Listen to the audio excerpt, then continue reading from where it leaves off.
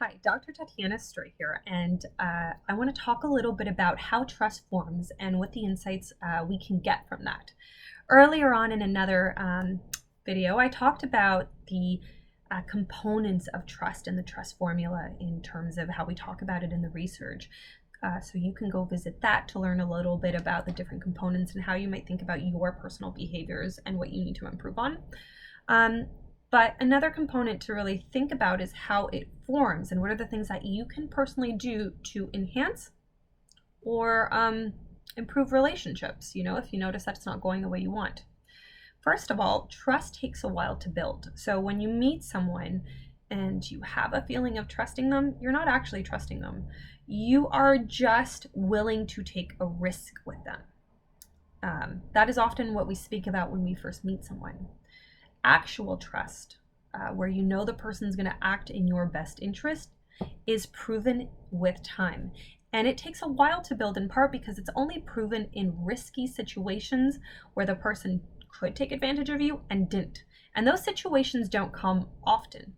Another component to that is that when they act in your best interest, you have to know that the behavior is attributed to the person's characteristic, not the situation.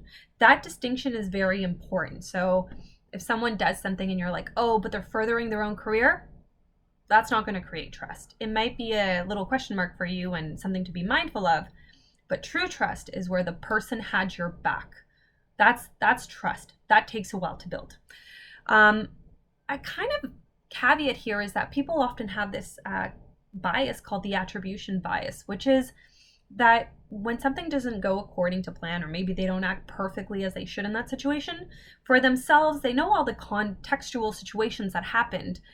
So they don't attribute that flaw or that behavior to their personal characteristic. They'll say things like, oh man, I couldn't do it because of the situation.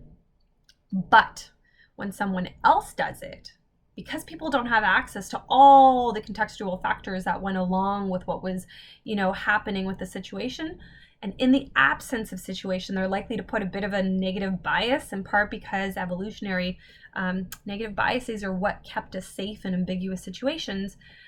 They're more likely to say, they didn't act in my best interest because they personally suck.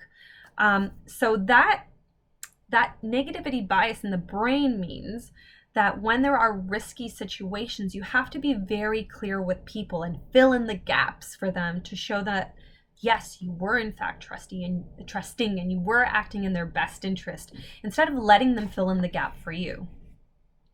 Now, trust is very much a dance between people. I like the idea of a dance because it means that there is a behavioral component, there are expressions to it, and you have to reciprocate. If you don't reciprocate, you're not dancing with the person, you're not engaging in a trusting relationship. And if you're not reciprocating someone's trust, just so you know, it is slowly being eroded.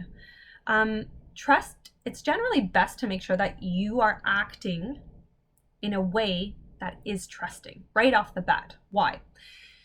Well, there's a component of the population that's very trusting, meaning no matter what, they're just going to give those cues. And there's a component that aren't trusting, meaning don't worry, they'll take advantage of you.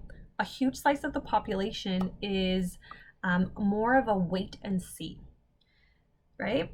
So if they see someone giving the trusting cues, they will automatically give it back. If they see someone's withholding the trusting cues, they will withhold.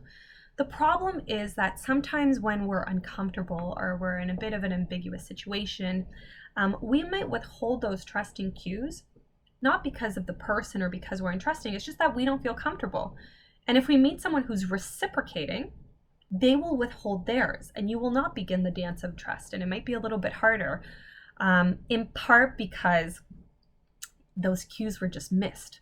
So it's really important to get into the habit of making sure you're very expressive, that you share, that you like the person, that you care about them, you open up a little bit about yourself right off the bat in terms of starting that dance. And in a professional context, I will always say trust but verify. I will never say trust someone blindly, but that ability to be just very open and transparent and stay on top of your word and care about the other person, that's definitely components that are very important to creating those really good relational dynamics off the bat. Trust is also a reciprocal dance. So if you're constantly withholding or saying no to someone, you're slowly eroding that relationship. People love to feel good. So if they give you something, really acknowledging their hard work and what they did for you is very important to strengthening the desire to reciprocate and to keep giving you things.